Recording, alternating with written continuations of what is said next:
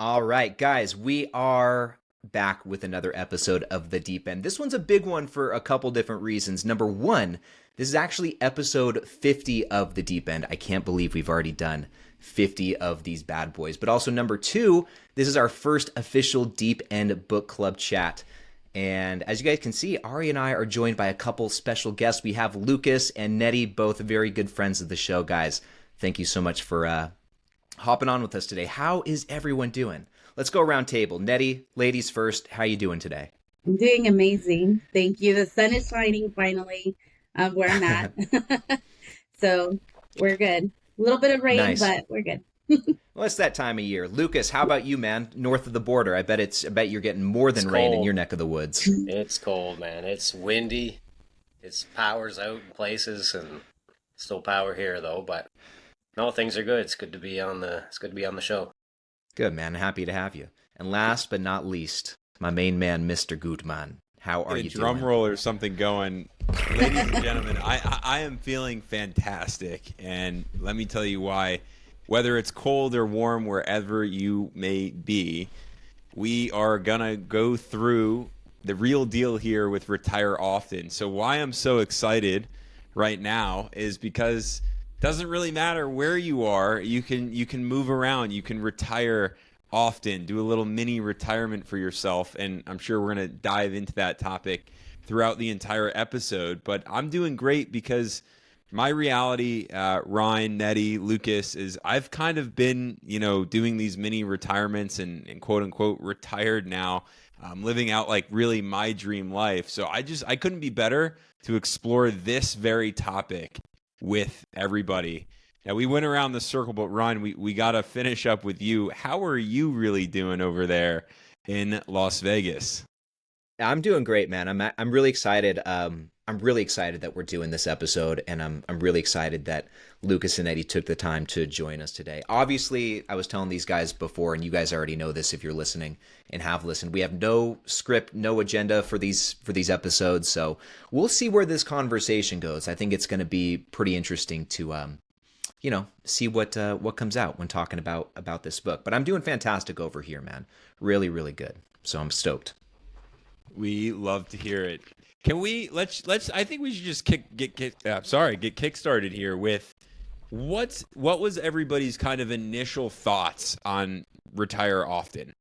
And just even before we get into that, if you're watching this episode and you haven't read the book Retire Often, I highly recommend it if you're someone who is looking for just a nice break in life to kind of just get yourself back in order. It doesn't necessarily mean, you're just going to go sit in the beach for the rest of your life, but sometimes the soul needs like some replenishment. And so this is exactly what this book talks about. And feel free to read it. But what was everyone's kind of initial thoughts with the book before we get into the nitty gritty of each chapter or some of the questions that we have?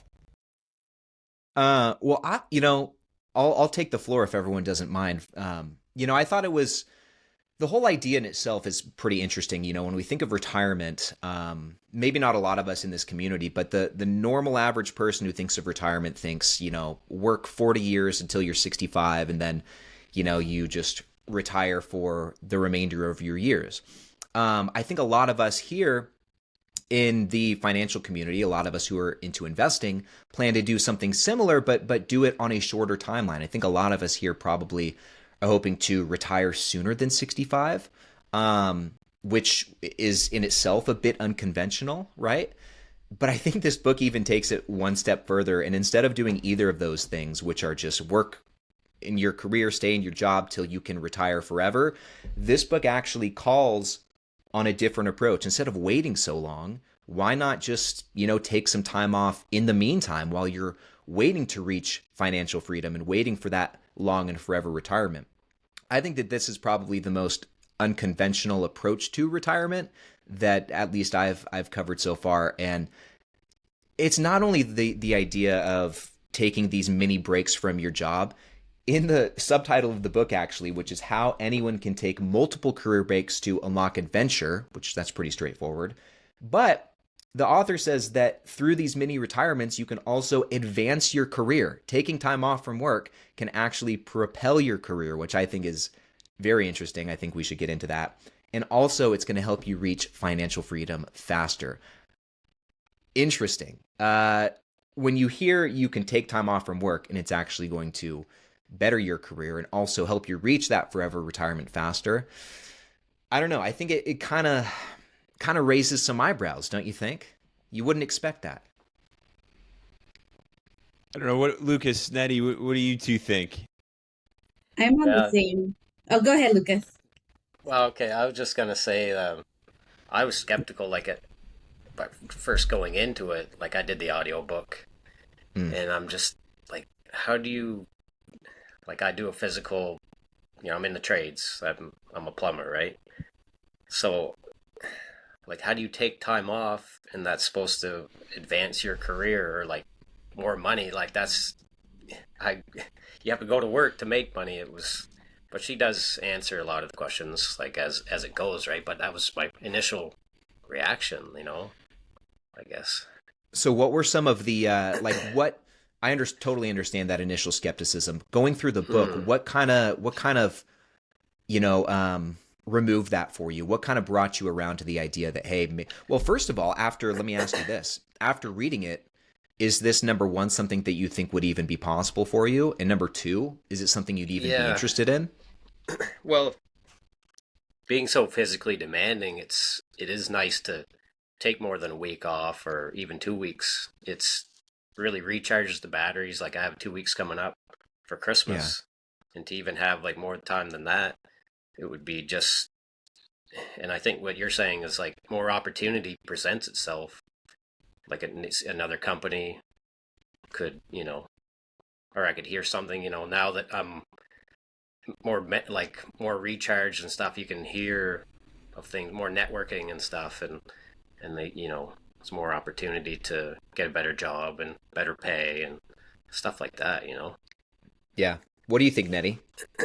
I'm on the same page. When I thought of retirement, I thought, okay, my goal was, and you guys probably have already heard this because I've mentioned it a couple of times, but my goal was to retire at 50. And Okay. after reading the book, I'm like, no, I can do this at 45, and we actually went to Europe this year, and it was our first big kid trip, right? Like outside of the States, it was like, oh my gosh. And it was so nice to like 100% disconnect, not have your phone, not have anything, not worry about social media, nothing. And so I was like, oh, we kind of already did this. I can do this again. Um, Obviously, how she talks about like maybe it's not an every year thing, maybe it's an every other year thing, maybe it's, so often. I liked a lot of the points where it was mm, you're taking those retirements, but with purpose, not just to retire and just hang out at the beach. I mean, do that a little, but Yeah. have a purpose behind that retirement. So, Yeah, that's um, such a great. Oh, go ahead. I'm sorry. I didn't mean to cut you no, go off. ahead. My bad. I can talk forever. So, No, I was go going to ahead. say that's such a great point. When we think of retirement, typically it's in the context of you're retiring from something. You're quitting something. You don't have to go into work. You're retiring from this job, from this career. But oftentimes, we don't ask ourselves this other question: what are we retiring to? And she Mhm. talks about this quite a lot in the book. That's honestly probably an even more important question because you can retire from your job, but then what's next? You can't and this is something Ari and I talk about quite a bit too. You can't just sit around and, like you said, you can maybe have your time at the beach, but eventually there's no more room for any more sand in your toes. You're going to have to find Right. something else. And so I There's think only that, so much Price is Right you can watch. yeah, exactly, man. Well, but once you get through those, you can jump over to Bar Rescue and then you'll be fine. Um, but she talks about that quite a lot in the book, and she says the single biggest mistake I see people make in planning these retirements sounds like, well, as long as I'm not working, I'm happy. Anything is better than Mm, that. yeah. And when we retire forever at 65 or 50 or wherever, that's a lot of time that you'll have to fill. And so one of the things that jumped out to me is these mini retirements, these breaks can kind of help you test run the real thing, and it can kind of help you get used to filling that time that you're not working, and maybe, start a project or travel more like Nettie did. And so it gives you a little test run of what it might be like to retire to something else. But I can talk forever on It's this true. too. It's to make a plan. You can make Yeah. some kind of plan instead of just stop working and then, okay, now I'm going to figure it out, and then that's how you end up Yeah. sitting at home watching Bar Rescue. Like, I think a lot of people throughout the growing older process, right? No matter what age you are, I think we lose sight of who we really are. We get so entrapped in becoming the adult and having the career and Xing all the boxes off that we forget who we are. So for me, these mini retirements are almost a way for me to continuously be reintroducing myself to me, to who I really am, to what I really enjoy. And this reminds me, I was on a plane going to a conference, and I was sitting next to I'm a schmoozer, right? So I'll sit next to whomever, and I like to talk. I like to learn about people's stories. I want to ask you about you. I want to ask you about where you're going, what you're doing. Unless I see someone actually doesn't want to speak, I won't say anything. I don't want to be that guy next to you on the plane, but I will try in the beginning just to gauge a little bit, because I think people are fascinating. Everybody's got a story. So I sit down, and I'm on my way to Oregon, and I'm in between a lady by the window and then this gentleman by the aisle, and I said, where are you both off to? And we all started talking, and they said, well, where are you off to? And I said, I'm on my way to a financial conference. I was going to FinCon, actually. And we started talking about finance. And this is where it got really interesting.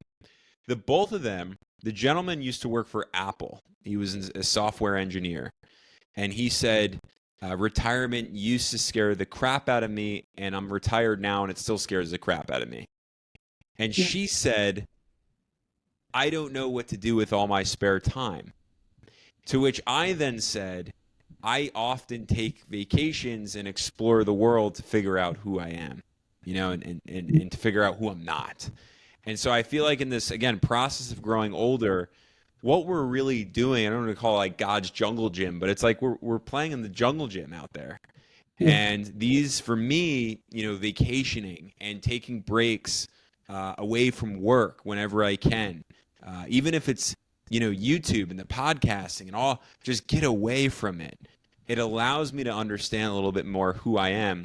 So check this out, I'll come full circle. By the time I'm at the age of 65, 70 years old, I feel I'll have a better framework of who I really am and what I enjoy doing in that free time, because I've experienced it already.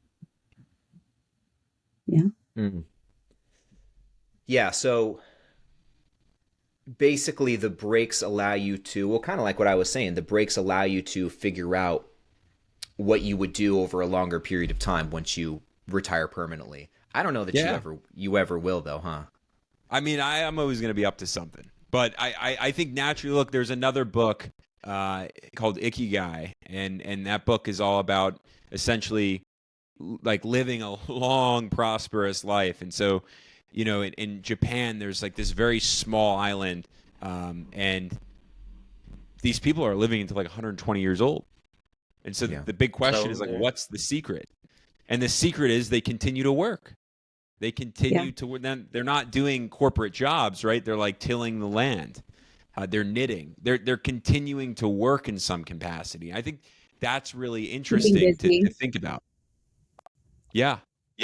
Keeping busy. Yeah. I have an aunt that just turned 102, and it's like she's continuously busy. They want to keep her home, and she's like, "Nope, I'm going with you guys. Like, I'm joining the party. Like, you guys are not leaving me at home." And that's what keeps her like going. She's healthy, and I mean, she's of age, but she's good. She still travels to Mexico. She still travels to come see us. She's from Chicago. So yeah, it's what keeps people going, the moving, the having that purpose of doing something. Like for her, I feel like it's being with the family, so I feel that sometimes, like, it's like when a lot is going on. I'm stressed out, and then I just think like, well, if this were all to stop, or what's the alternative to everything going on? Like, not like I think that's where the book helps you. Like, if when you're burned out, you need that break to recharge, right? yes, for sure. And to know that there's something else outside of what you're currently doing. Um, and a lot of us are afraid, right, to take Yeah. that leap. And because we're comfortable where we're at. And I think we're not growing if we're comfortable. And that's why we take in that much stress of the everyday. But I think if you're able to take that break and just say, okay, there's something better coming, I just need that break because I'm not listening or I'm not seeing the opportunities when I'm just narrow minded, right? If When you're I'm in not it. able to see besides what I'm looking at. So, Yeah, um, I refer to this thing called the conveyor belt of life, which is, and everyone's got their own version of it, but it's basically you're living in your day to day, week to week, month to month routine. You're not coming up to breathe. You're almost kind of living on autopilot. And sometimes we need to force ourselves to step off that conveyor belt, even if just for a temporary period of time, whether it's 2 weeks to go to Europe. A weekend doesn't really count. It's not enough, but you need to step off that conveyor belt. And like Ari said, upon doing so, even if you don't plan on this happening, you just can't help but come back with a fresh perspective or a different perspective, or you start thinking about things that maybe you didn't have the headspace to think about when you're on that conveyor belt. And I think that when it comes to this book, not only this book, but investing in working toward financial freedom in general, I think that's really what it's all about at the end of the day is just getting off that conveyor belt. Because as you guys know, it's like, and I'm certain, like even just in the past couple of months since I've been a parent, I feel like I've really experienced this firsthand in a different way. You blink and it just goes by. yeah. And I think that a lot of that is owed to the conveyor belt, just living life on autopilot. And I think the last thing any of us want to do is look back on all the time that we've spent and realize that, I don't want to say wasted a lot of it, but we weren't really even awake for a lot of it. And so I think that that's probably one of the biggest superpowers that can come from taking these mini retirements, is just waking yourself back up and thinking, what the heck am I doing? What do I want? You know what I'm saying? Get out of that rut. Exactly. And so I want to ask you guys, like, hypothetically, whether it's a mini retirement, whether it's a forever retirement, have you guys thought about what you would do? Like we kind of talked about, it's about retiring to something. Have you ever thought about what that might look like? And maybe it's hard, but have you guys given it any thought? Any projects, anything you want to do that you haven't gotten the chance to? Bake those cookies. Just There you kidding. go. No. So I think, so for so long, I was like, okay, I'm going to retire at 50. That's my goal. I'm going to retire at 50.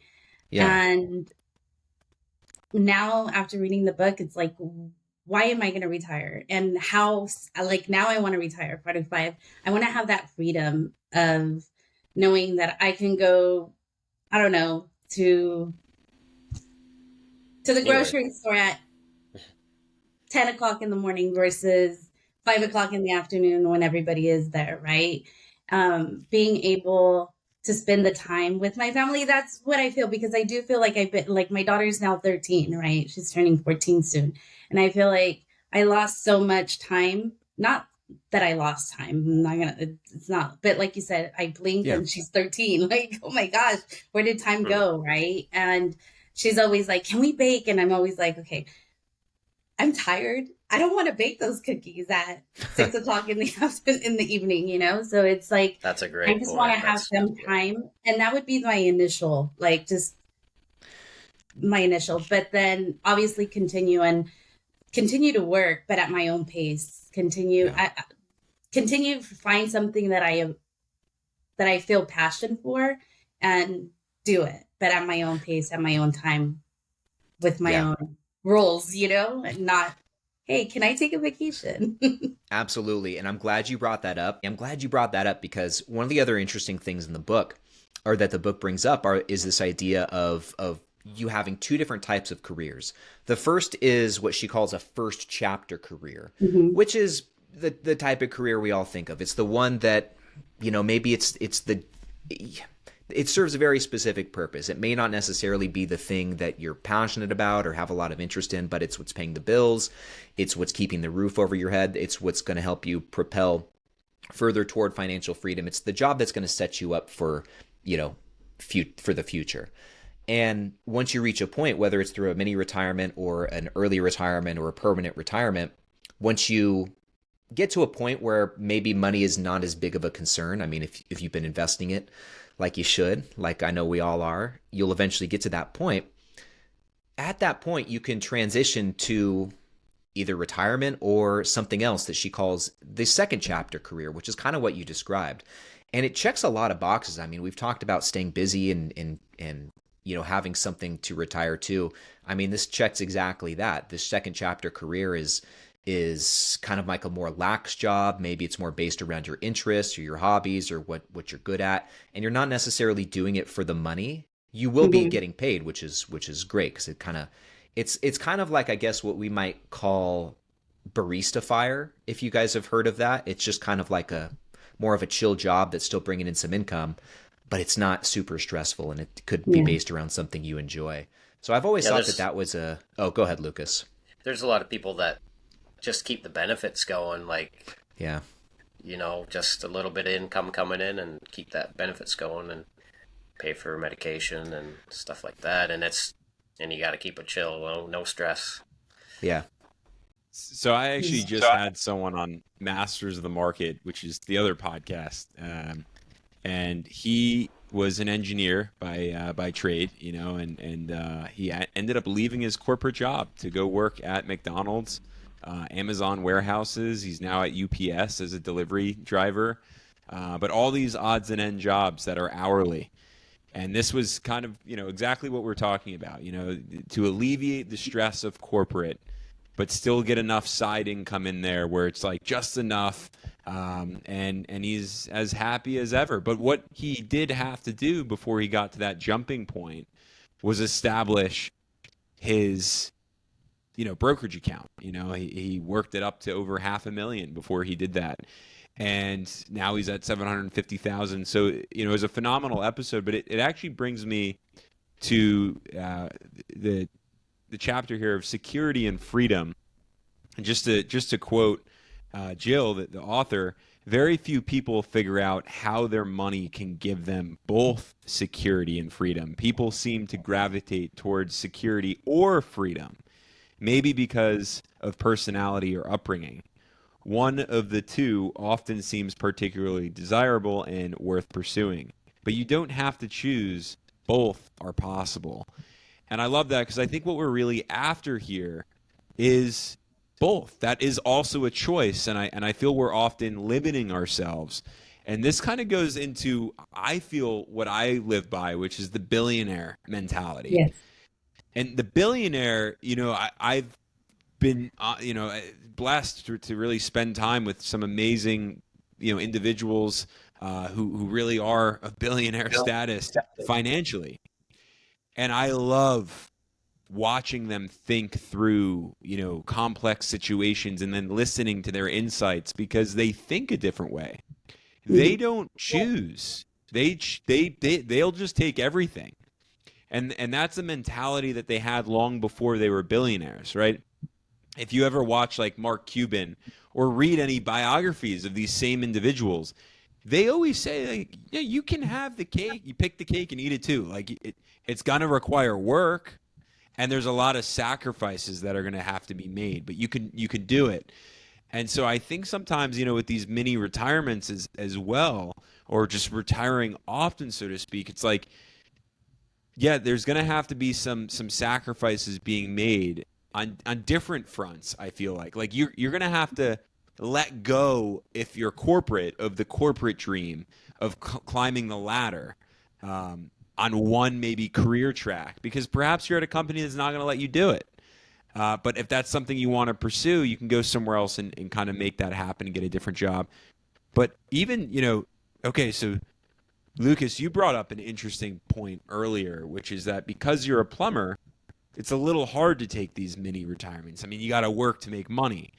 And the first thing I actually thought of, with this security and freedom and the billionaire mentality that I run with is like, well, that is true. For a plumber, you will have to work to bring more money in. It's not as simple as just taking as many of these early retirements. But it brings me to Bill Gates, because Bill Gates actually, I think it was for 1 month out of the year, he kind of just disappeared, went off the grid, off the radar, unreachable. And he would go to his home that he had. I forgot where it was. It's like a cabin, though, that he has in the woods. And he would just read. And he just would disconnect from the world. And by the time he got back to his desk, he was so full of different ideas. He was reset entirely.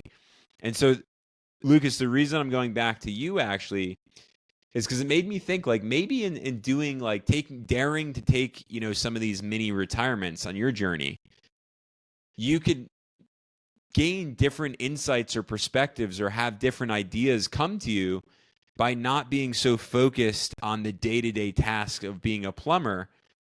And it's like, well, how do you make the whole process more efficient? Maybe you want to be a business owner, right? And have multiple plumbers working for you. But maybe you need that break to even get to that thought process. So it's interesting. And that's where your freedom and security will come from. Zoom out. It's almost have to zoom out a bit, see different avenues I could take. And even if I wanted to work in the office, there's always jobs like that too. It's, I work for a smaller company, but I could maybe look out for, apply for different companies, and as I get more experience and stuff. Yeah, that's a good point. I think if anybody on this call, and Nettie, I don't know what your profession was, but I feel like a plumber or anybody of the trades has actually, believe it or not, a leg up on a lot of us corporate folks, because the trades are dying. And I can tell you what, Lucas, I don't know how to fix a sink or a toilet or anything. And so just having that skill, like you outbeat the corporate guys, right? And so that just, now it's like you building that business up, but having the insight, like how to do it, that requires, I feel, the time off and the thinking and the strategy and everything coming into motion for you when you're not, again, in the day-to-day tasks of your work. Yeah.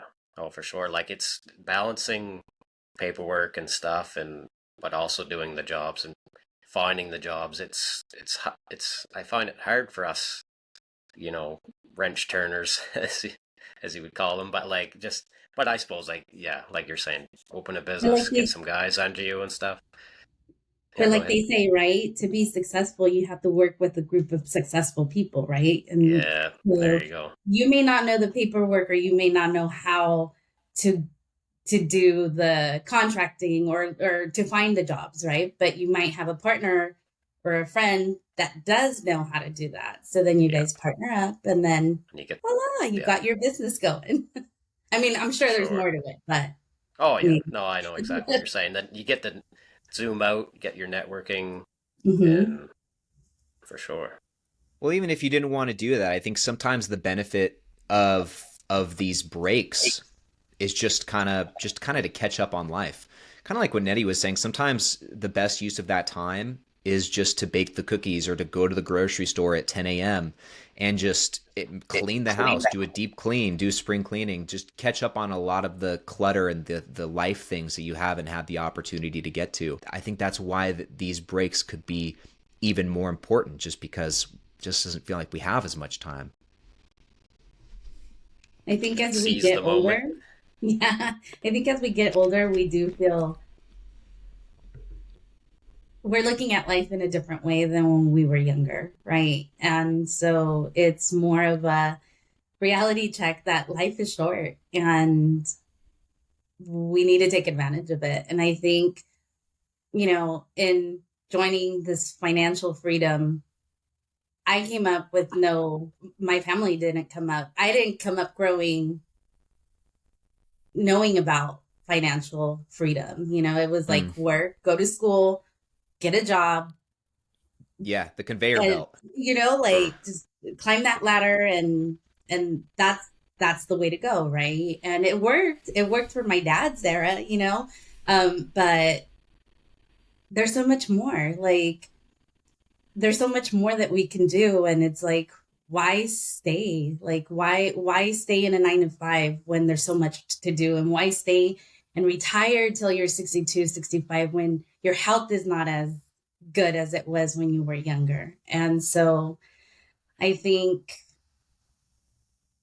it's important to realize that there's so much more out there, and it's how do you accomplish that financial freedom? And if you're not in that, if you don't have family or you're not brought up that way, it's hard to find that, or it's hard to understand that you can do it. Like you can have Yeah. both. You can have both the freedom and the financial freedom and the security, right?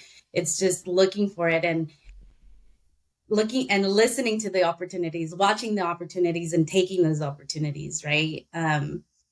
For example, the e-commerce store, right? I mean, that's another Yeah. sense of financial freedom, and it's passive, And you guys are Um, crushing it with that. Caesar yeah, told me some numbers from this month, and you guys are on fire. yeah, it's crazy, your dividends. There's so much that you can get security from, but you're not aware of it. And if you're not open to seeing it, then it's not going to happen. So you Let just, me I think you just have to be let open me to let those. me ask you this, because you said, your family wasn't really into this stuff. You kind of started going down this path on your own. What was like the initial spark that kicked off all of this way of thinking? What happened to make you even want to embark on this journey to financial freedom? What kicked that off for you? So I'm in healthcare, and it's stressful. And I was like, I'm done. Like, I don't want this anymore. Okay. And I would talk to my husband and I'd be like, hey, we should invest. And he'd be like, no, no, no, because his upbringing wasn't anything like that either, right? Okay. And so it was, no, he's like, no, it's what would he call it? It's like gambling. And that's what I hear a lot. Yeah, It's yeah, like yeah. gambling. And it's like, no. And so he had this off conversation with one of his coworkers at work. And he came home and he's like, let's do it. And I said, all right, let's do it. And so that's how it started. That's how it started. And after that, I mean, he's very involved in this when it comes to the stock. I'm more in the e-commerce. I'm more of the, Okay. Well, yeah. that's good. So Everyone's got their role in it, I guess, and that's you guys complement each other well. I think it's so cool that you guys are both super gung ho about it. I can tell that you guys are both it's very important to both of you guys, and he can't I don't retire want until to. he's 50, though. I'm just kidding. He Oh, he can't. has to wait till he's, I'm just kidding. No, but I think what I'm trying to say, it's cool that you guys are working on it as a team. It makes a Yeah. big difference. And I think that's a big deal. Like when you're in a couple, like when you're married or even dating, I think it's important to be on the same page. I think, Hmm. especially when it comes to that financial freedom, uh, you have to have that common ground and walk together, because if one's spending money and one is, I mean, we spend money, but it's not like we don't go You crazy, don't go crazy. You we budget. we have our limits, and if we're going to spend more than a certain amount, we're like, we talk to each other about it, right? Yeah. And so I think it's really important to be on the same page. If one is not, like, you kind of have to, yeah, balance each other out there. Let me ask you guys this. We're, as investors, we're always weighing the opportunity cost of the dollars that we bring in and put to work.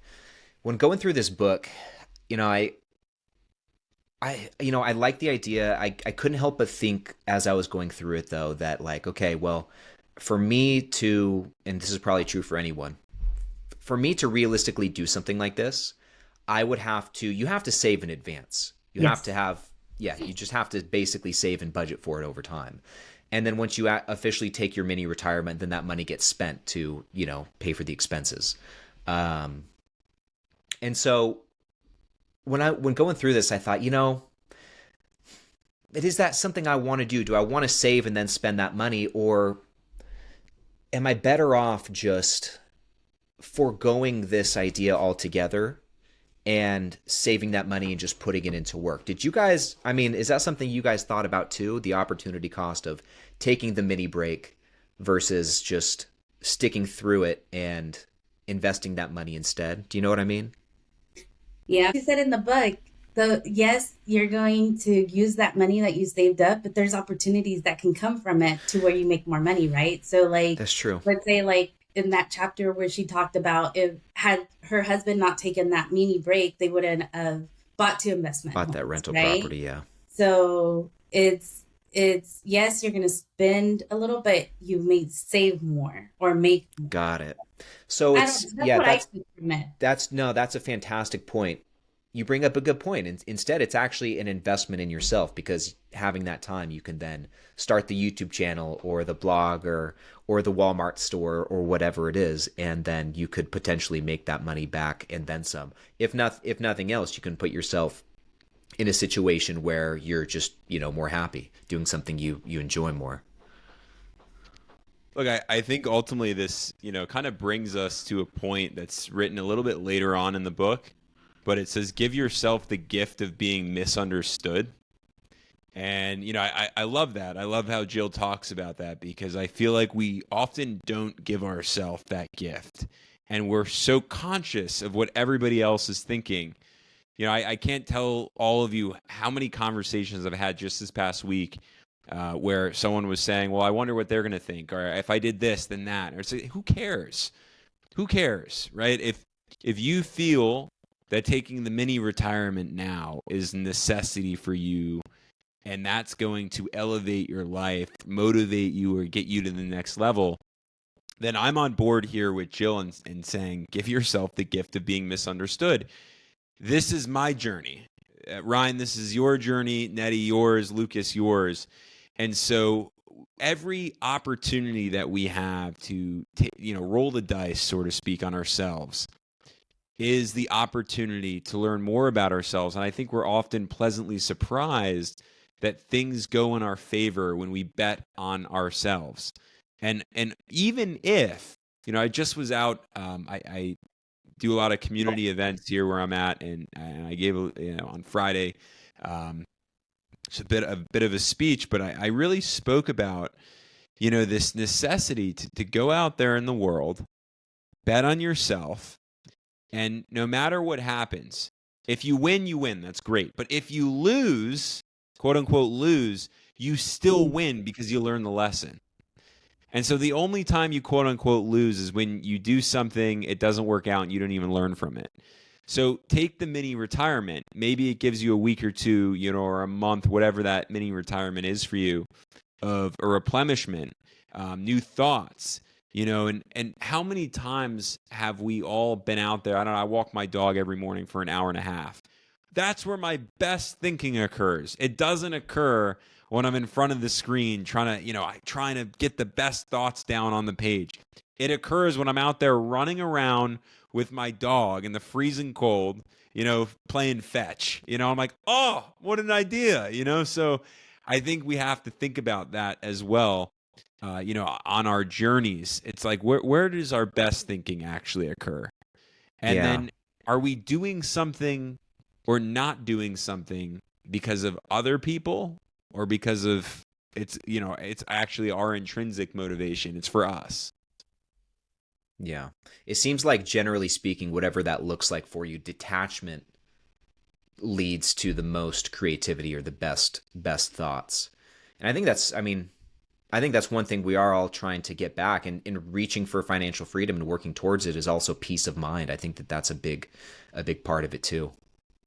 I'm super interested. So Nettie, I heard a bit of your story just now. I'm very interested in Lucas's story about like why this path, Lucas, for you, Yeah. and what got you started and what keeps you going.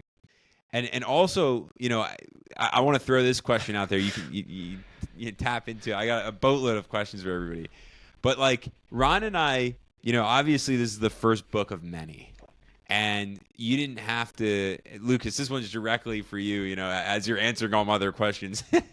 But you could have said, Retire Often is not really a book I want to even read. But what captivated you enough to even be like, you know what? I'm joining that book club. I'm reading this one. So I'll just recap it. What got you started investing? What's keeping you going? And why read Retire Often? I can blame Ryan for the dividend, for the understanding at least the stock market. It was kind of odd. Like it's like what heard it was gambling. It was like that's what you always heard. It was that's where you go to lose your money, and Yeah. kind of the old school way.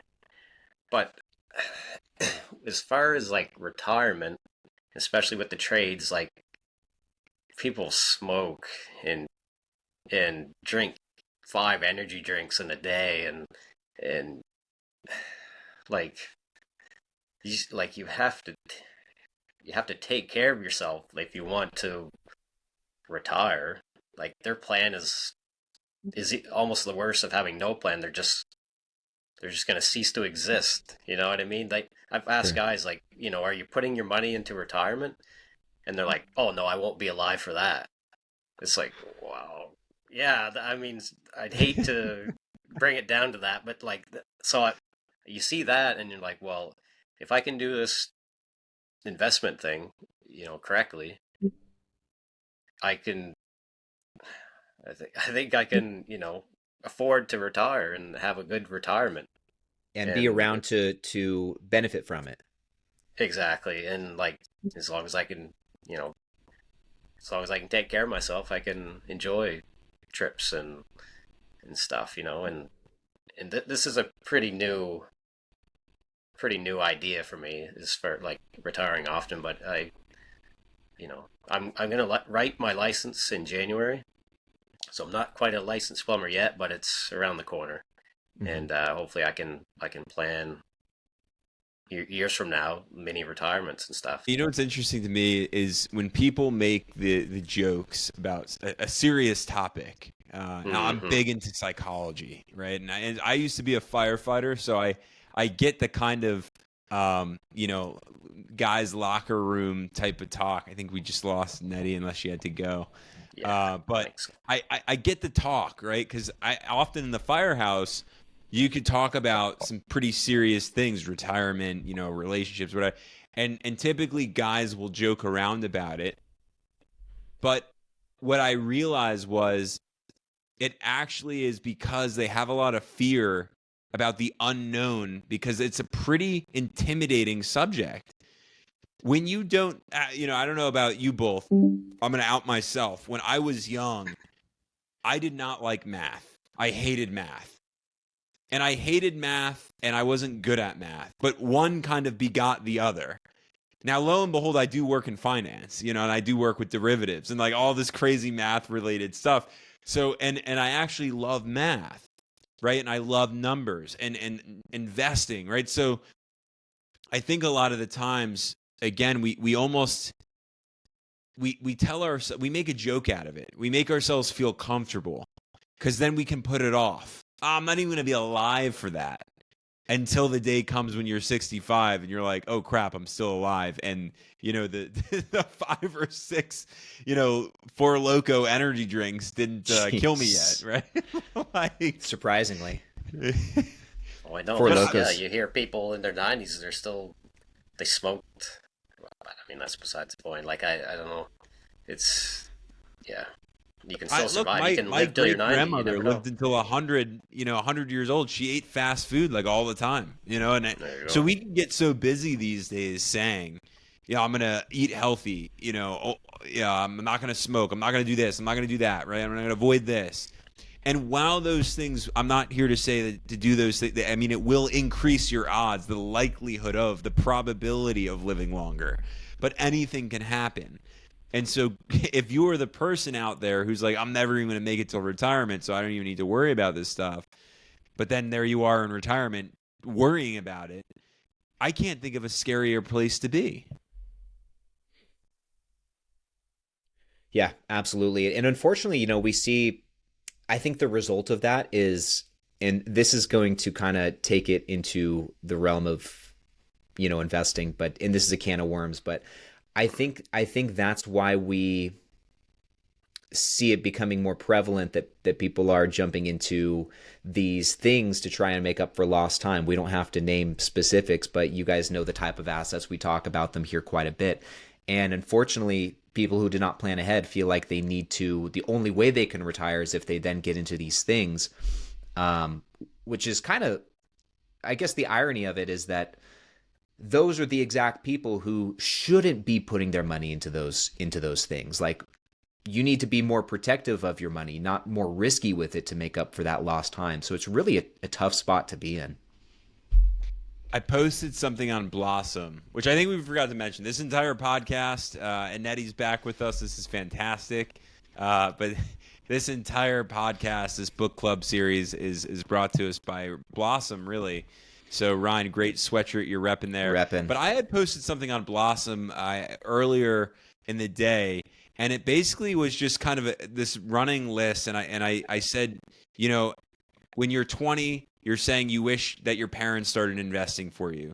When you're 30, you're going to say that you wish you started in your 20s. When you're 40, you're going to say you wish you started in your 30s. And this goes on. And then when you're 60, you wish you started in your 50s, right? So you're always going to say you wish you started. And I'd love to know, because a lot of people have trouble starting. And all of us started, I'm assuming, in very different capacities for similar reasons, I want to say. But like the push maybe to get us over the ledge might have been different. So I'm curious to know, Nettie, since you just joined us again, what was like the motivating factor that helped you get started, quote unquote, now in the moment that you got started? Because it's scary. And again, a lot of people will go a long time without getting started because they're scared. So what was like the fuel and accelerator for you? Having the freedom of time. That was genuinely mine. It's having the freedom of time, knowing that I didn't want to retire at 60 something, knowing that I needed to get ahead. That was our motivation to jump in and just go all in. We're at an older age, so it's like, and what we also did is, for me, I want my daughter to have her financial freedom and to have her freedom of time. So we simultaneously started her custodial account. Wow. So, and that's what we talk to her about. And we tell her, do you want to work for money, or do you want your money to work for you? Like, you need to start thinking that way. Does she when you talk to her about this stuff, what's the response? Does she get it? She She doesn't doesn't care. care. She doesn't care. She doesn't.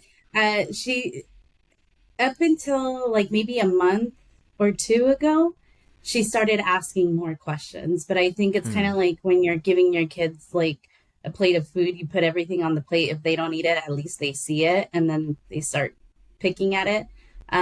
So we continuously, like Cesar, he'll put the channels full blast so that she can hear it. If it's mine, I think it's doing more harm than good. So no, yours is one of them.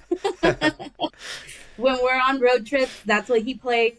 Like, so, and she's listening. She puts her ear pods in, but then she'll be like, oh, and then she'll ask a question. So she's gradually getting there, but her main response is always, I don't want to hear about it. I don't want to talk about it. But it's boring. It's lame. I'm too, I'm too young. Yeah, I get that. It's funny. So, and you'll have heard me say this before. That's exactly how I got started too. My parents created a custodial account for me around a similar age that she's at now. And it didn't hit me until I was probably 25 or 26. And during that time, my parents would always say, you'll be glad that we did this for you. Someday you will understand. Someday you will. And yeah, hindsight, they were definitely right. And the good thing is, even if she doesn't understand today, like you're still getting her, you're still getting it started for her. And so when she is finally ready and is finally interested, she's going to have something. She will not be starting from scratch. And it's going to be such a leg up. for her. Yeah, and I tell her, like, whenever you have birthday parties or you get money for Christmas or whatever it may be, you can spend it, but give me some of it so we can put it in there. So she starts knowing, okay, you need to continue investing on it. I mean, Yeah, yeah. So absolutely. I just yesterday made a custodial account for our baby and officially opened up the 529. So that felt good to do. So moving yeah, forward, we'll put $100 into both of those every single month. That'll be fun. yeah. Lucas, what about you? I'm curious, what was your fuel and accelerator for getting started? Well, thinking back on it, feels so long ago. Like it's Yeah. all of, you know what I mean? Like it's, but as far as like, it, I just like you almost think it's takes thousands or like that's what rich people do. You Uh, know, they invest. You know, and you know why bother putting $10, $20 in when you know you just didn't know what it could do. So just more understanding and stuff, and in fractional shares you can buy and stuff like that. It's kind of the minutia of it all, but like yeah, it's just start somewhere. You just have to start, and once it start, you know, once I got pretty hooked on it too, right? I was watching so many videos and you know, I and you can see what people have done. yeah. You know, I watched Kevin Burgess, and he has this monster portfolio, and you're like, wow, that would be amazing. You know what I mean? Like, Kevin's the I, man. oh yeah, for So sure.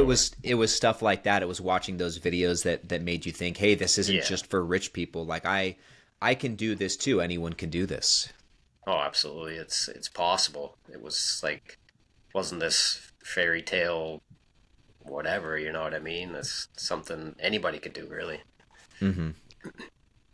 It's like crazy to me, you know, and because that's such a, like it really is. It's a fear for a lot of people to get started, and they have the same thought process, Lucas, that you had. This is for rich people. Like how can I even imagine, right? Like amassing this much wealth, and why even get started? I have all these other things, you know, I need to take care of. You know, and then you start to read, say, about Warren Buffett. You start to read about some of these individuals, and I always look for the links, right? So I work with a lot of CEOs, and I always say, okay, what's the common denominator between me and these individuals, right? Like we're in the same room. What's our common denominator? We're both human. You know, we both worked hard to get here, and so you start to kind of level the playing field. And now, you know, I don't care who it is, you know, in front of me. The mindset that I've personally developed is like, what's the common denominator? It can literally be we're both human. Okay, so if we're both human, we both have a fighting chance at this thing. And so that has always helped me. And I see not making it into the screen now is not a human. it's, There's it's being a our definitive. producer. Our producer joined the party. Does this mean I have to take a drink, Ryan? Dude, you gotta, yeah, shotgun a Four Loco right now. But you know that for me, like it made all the difference. You know, when I think about taking risks as an investor, I go back to that. What's the common denominator between me and some of these billionaires, me and some of these hedge fund managers that I look up to, that I aspire to be, you know, like, and potentially one day, you know, do something of that sort? The common denominator is X, Y, and Z. Okay, so where did they start? How did they start? And a lot of the times we find like very few millionaires were actually just gifted, you know, wealth. Like there's a lesser percentage of millionaires in the United States, and for that matter, I'd say, can't quote me on it because that this part wasn't in the Millionaire Next Door, but on a global basis, I'm sure it's the same. In the States, though, more millionaires are created self-made than given the wealth, and I think that's cool to think about. My bad. It's like Dr. Evil, man. With this. So we're coming up on the hour. I know Nettie has to go. we've covered a lot of great ground, and thank you guys again for taking the time to hop on and chat about this book with us. I want to know, because we definitely plan on continuing this book club series. Do you guys have any suggestions of the next book? Anything next you think we should cover? Any next book ideas? Try to take Ryan seriously with a tail in his face. I don't even see it happens so much throughout the day that I don't even realize it's going on. I'm just used to it. But it's good. I wouldn't have it any other way. There's the 1929 book. Oh yeah, there. the Andrew Ross Sorkin book. Yes, I was thinking of that one, or have you guys read The Same as Ever? Haven't read those yet, but it's been a couple years, but that's a great one, Morgan Housel. Mm-hmm. Yeah. All Morgan Housel books are fantastic, I have to say. Yeah. What do you think, Nettie? Any ideas? I like both of those, Lucas. Those are both great ideas. Let me see what's in my library. I'm an audiobook person. I drive for work, so I travel, and during my travel, I'll listen to my books. That's how I was hooked. I was ready to get in the car to finish that Retire Often book. Because that's my great quiet time where no one's interrupting me. That's your mini retirement is your commute. Yeah, seriously. Back roads when there's no signal. Let's see. I don't know. Nettie on an early retirement or mini retirement. She's hitting the grocery store at 10 a.m. It's a little that's a little crazy. It's because I'm always watch going out those carts in the aisle. She's speeding down the aisles. Seriously. Okay, so I was reading. I'm currently in the process of finishing The Simple Path to Well. Nice, J.L. Collins. Mm-hmm. I'm not as hooked as the Retire Often one. Okay. I don't know. What do you think, Ari? Oh, sorry, Nettie. No, go ahead. I was gonna say, Ari, any ideas on your end? Yeah, it's Ryan. The one book I always mention it. Richer, Wiser, Happier has been such a wonderful read because it gives you the insights on how a lot of these money managers, the greats of Wall Street, not necessarily how they invest, but how they think about how to invest. And I think for me, one of the greatest differentiators is deep thinkers, right? Compared to kind of just surface level thinkers.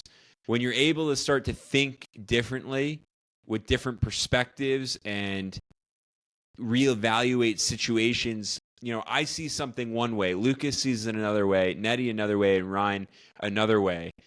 And if I can take myself out of only seeing it from my perception, now I've gained a lot of wisdom.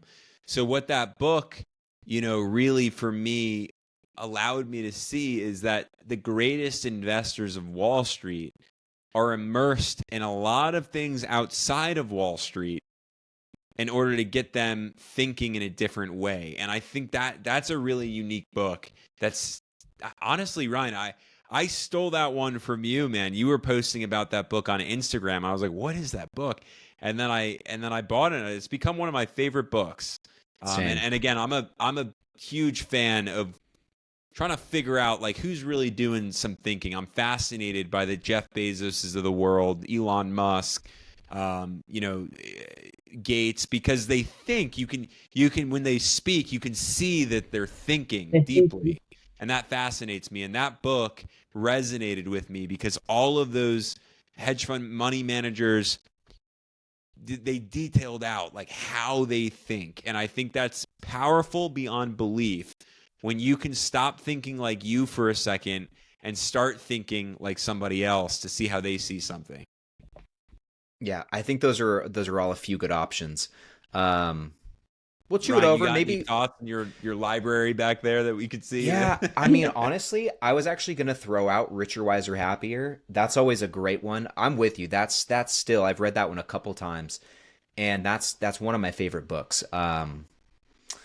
Same as Ever, I think, is a Richer, great choice wiser, too. happier. Yeah, Richer, Wiser, Happier by William Green. Um, I seriously cannot recommend that book enough. So I would say that that's up there for me. I really like Same as Ever too. So I think that those could definitely make the short list. And I want to hear from everyone too who's still tuning in with us. Let us know in the comments below what books you would like to go through next here with the Deep End Book Club. Be good to get some more ideas. But Fun fact about Richer, Wiser, Happier: my dog has never destroyed anything in the house. She's never done any and I don't just say that because you wouldn't know anyways, but she really has been an amazing dog from puppy until now a year and a half. Richer, Wiser, Happier is the only thing that she has actually eaten, spit up, and just destroyed. And I was like, when I walked in, I was like, "Is this a sign?" so Richer, Wiser, Happier. No, that not for you, Ari. so not only is it a good read, but it tastes good. It's a win-win. Exactly. It's if we read it, I gotta buy it again. I buy all my books hard copy. I'm like an old school guy.